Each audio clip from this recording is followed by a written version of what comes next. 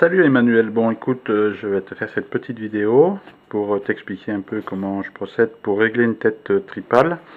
Donc là j'ai pris en l'occurrence mon lama iRobot. Donc je vais juste te faire voir la tête du lama, mais en fait toi pour la tête Platinium tu n'as pas besoin de faire ce premier réglage puisque les renvois sont d'origine à 90 degrés. Cependant, pour l'autre tête que tu as de chez CNN, tu peux de chez CNC, tu peux effectivement le faire. C'est-à-dire que, en clair, ici, tu vas te rendre compte que mes renvois ils sont légèrement biaisés parce que si on regarde depuis dessus, par rapport à la pale, il faut que le renvoi du plateau soit à 90 degrés par rapport à la pale. Voilà, donc si on regarde bien, j'ai été obligé de faire pivoter dans le sens de rotation le blocage du plateau afin de rendre cette chape ici sur le plateau, la boule du plateau à 90 degrés par rapport à l'axe de la pale. Voilà, donc ça c'est la première chose à faire. Il faut que effectivement tu sois bien à 90 degrés par rapport à tout ça. Alors si c'est une tête quadripale, c'est la même chose, hein. Il faut toujours être à 90 degrés. Alors ensuite, sur la radio, donc moi c'est une T7, hein, c'est tout simple. Alors tu as les mixages mix 1, mix 2, tout ça. Donc moi quand je rentre dans le menu, hein, je rentre dans le menu de mixage 1, par exemple, j'ai mis la voix numéro 1 en maître et la voix 2 en esclave, tu vois, mix 1, CH1, CH2. Donc CH1 c'est la voix des ailerons et en 2 c'est la voix de la profondeur. Donc tu vois que mon réglage n'est pas identique sur le premier et sur l'autre. Donc ce qui fait que ici si je manœuvre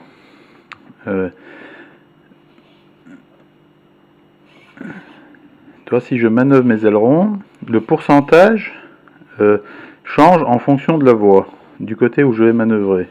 Hein. Tu vois bien, le pourcentage change, passe d'un à l'autre en fonction de la manœuvre que je donne aux ailerons. Hein. Là, actuellement, donc j'ai bien la voie numéro 1 qui est maître par rapport à la voie numéro 2. Alors ensuite, sur ton appareil, tu installes ta pale à 90 degrés par rapport à la queue de l'appareil, tu vois. Donc là, je la mets à 90 degrés, au mieux. Ce qui fait que, en fait, la boule de renvoi de cette pale, elle se trouve, tu vois, dans l'axe. Si tu vois le renvoi, là, elle se trouve dans l'axe de la queue. Et à ce moment-là, quand tu vas bouger sur ta radio tes ailerons,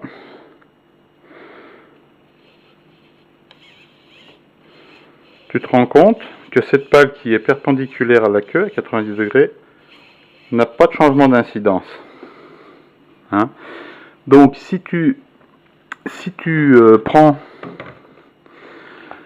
tu te mets dans la même configuration, tu vas t'apercevoir que sans doute, malgré que tu aies un renvoi à 90 degrés, c'est très possible que tu aies un changement d'incidence de la pale quand tu manœuvres tes ailerons. Même si ton renvoi est bien à 90 degrés, même donc voilà. Donc ce qu'il faut, c'est tu actionnes dans un sens, tu actionnes, par exemple dans ce sens-là. Si tu vois qu'il y a un changement d'incidence, tu corriges à l'aide, enfin pour moi c'est la molette qui est là, la molette qui est là. Donc tu corriges en plus ou en moins sur le pourcentage de ton mixage, de façon à ce que jusqu'à ce que tu obtiennes aucun changement d'incidence dans le sens, par exemple là à droite, aucun changement d'incidence. Et tu fais la même chose à gauche. Donc à gauche, bah, tu fais la même chose et là tu vois, moi mon appareil, j'ai aucun changement d'incidence malgré que je manœuvre d'un côté ou de l'autre. Ce qui fait que quand tu te sers de tes ailerons, ta pale n'a ni un effet à piquer vers le bas ni vers le haut, ce qui fait que tu as beaucoup moins d'effets parasites au niveau de ton pilotage, parce qu'il faut te dire que quand tu te mets en aileron à droite ou à gauche, si cette pale qui est positionnée à 90 degrés à un moment donné quand ton rotor tourne, s'il va vers le bas et vers le haut, ou tout vers le bas ou tout vers le haut, ben forcément ton appareil il prend soit une assiette à monter ou à piquer en fonction, quand tu te sers des ailerons. Donc voilà pour la première chose. Ensuite, une fois que tu as validé donc tout ça, que tu as fait tes réglages, hein, là tu peux donc valider sur on, mixage on, donc c'est à dire que tu l'as bien validé, tu l'as bien mis en route, et donc là tu vois, esclave, voie numéro 2, et donc mettre la voie numéro 1. Et donc c'est le switch, pour moi c'est le switch B, hein, qui valide cette position de mixage. Donc après tu ressors de ce mixage, tu vas dans le mixage 2, là tu fais le contraire. Donc là c'est la profondeur qui va être maître et les ailerons esclaves. Donc là pareil, si je pousse mon manche ou je le retire, donc mes pourcentages vont se déplacer, tu vois, on voit bien sur les deux choses. Donc là tu installes ta pale dans l'axe de queue, dans l'axe, tu le mets parfaitement dans l'axe de ta machine. Donc là tu vas te rendre compte que le renvoi va être à 90 degrés par rapport à l'axe de la pale, donc il sera bien pratiquement à 90 degrés, hein. Ce qui fait que quand tu vas modifier ta profondeur, pareil,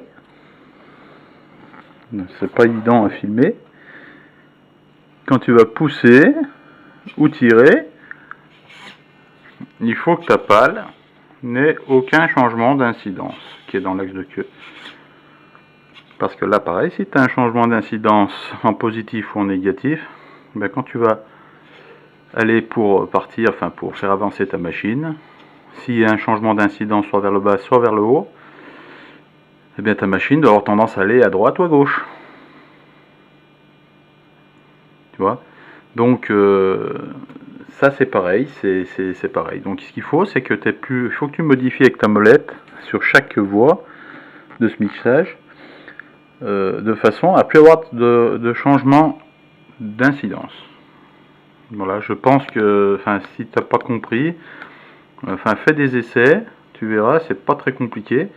Et une fois que ta tête est réglée, que ben, tu n'as plus de changement d'incidence ni sur les ailerons, ni sur la profondeur, ben, tu peux considérer que ta tête est réglée parfaitement et tu auras beaucoup moins d'effets parasites, hein, que tu corriges peut-être, vu l'habitude que tu as de piloter en tripale, ou en multipale, que tu corriges inconsciemment, puisque quand tu pars, si tu vois que ta machine elle part à droite, tu compenses à gauche et compagnie, quoi. C'est comme le vélo, quoi. Tu tiens.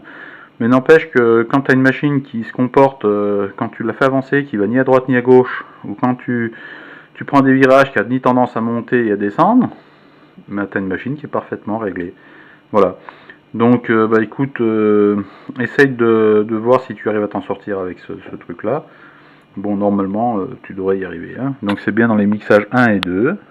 Alors cela T10, je ne connais pas, mais à mon avis, tu dois les avoir. Et tu modifies ce genre de choses, hein. Voilà.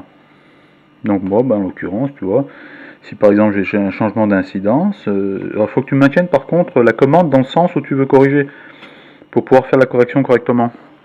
C'est-à-dire que si en poussant le manche à fond, tu vois que l'incidence elle a tendance à monter ou à descendre, il faut tenir ton manche poussé et tourner la molette dans un sens ou dans l'autre pour corriger ce changement d'incidence au niveau de ton mixage, hein.